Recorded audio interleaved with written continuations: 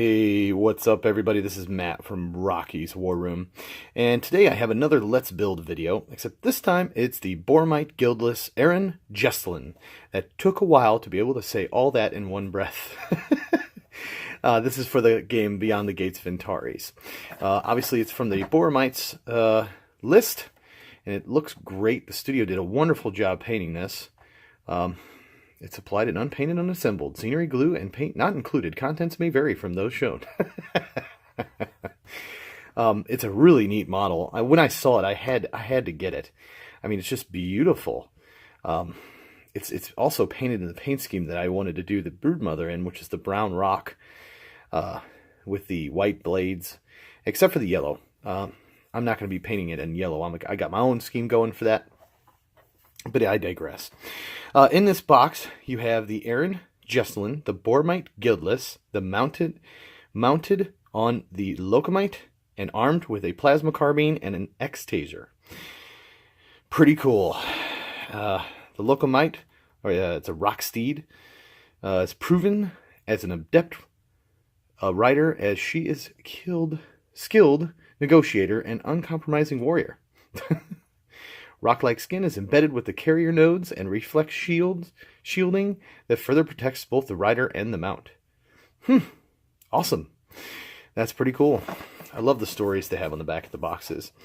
So we're going to take this out. We're going to see what's inside. All right. Normal blister. We got a big inset base. Ooh, and it's resin. I like resin. Oh man, wow. Okay, so there's the front, the little unicorn horn. The seat, this is all made out of resin. Very nice detail there. I like it. Plasma carbine. Cool. Very cool. So I mean, I assumed that the rest of it was going to be metal, and it is. Which is no big deal. I mean, the rider itself is all one piece. Arran. There we go. Then we have the bottom carapace, well, the bottom legs, and it tells you which direction that they should be pointing. And on the resin, look at that. That's brilliant. With the exception of cutting these pieces off here on the resin, tells you exactly which way to put it, so it'll go on just like there. So we're obviously going to clean that up, and then we have the two other hind legs and a little bit of flash. We'll get that off of there. Yeah, two hind legs right here. Okay, cool. So there you have it. Those are the components, and we're going to build this sucker. One note before I start building this, before you see me start building this, we're going to cut these two pieces off. We're going to take this in to a sink. We're going to get some soap and water together with a toothbrush. A toothbrush works best. And we're going to scrub this resin. They come with a pamphlet in this box. I actually have already opened this, so the pamphlet is gone. But it tells you how to wash resin. But the way I do it is very simple. I just get a toothbrush, some Dawn dish soap of any kind, and a toothbrush, and I just get it in the cracks and I scrub it real good.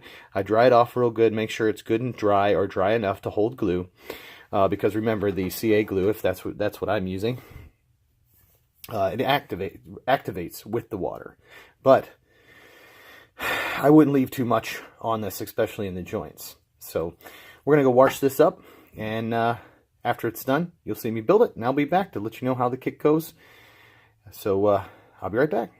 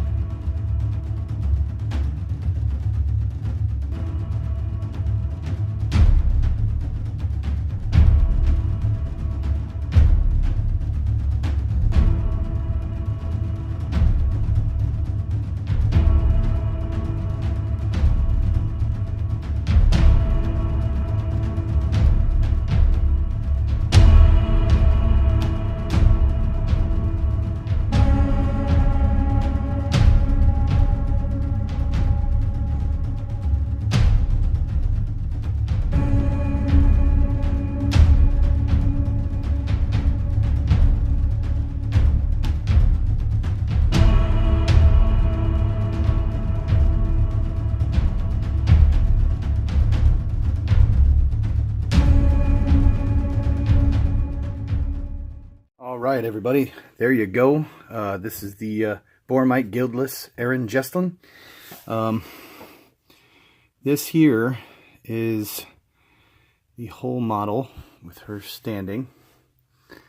I don't want to wiggle it around too much because the glue is still drying on most of it. It'll be pretty solid once the glue dries and cures, has some time to cure and stuff like that. But it's pretty cool looking. Let me zoom out just a little bit.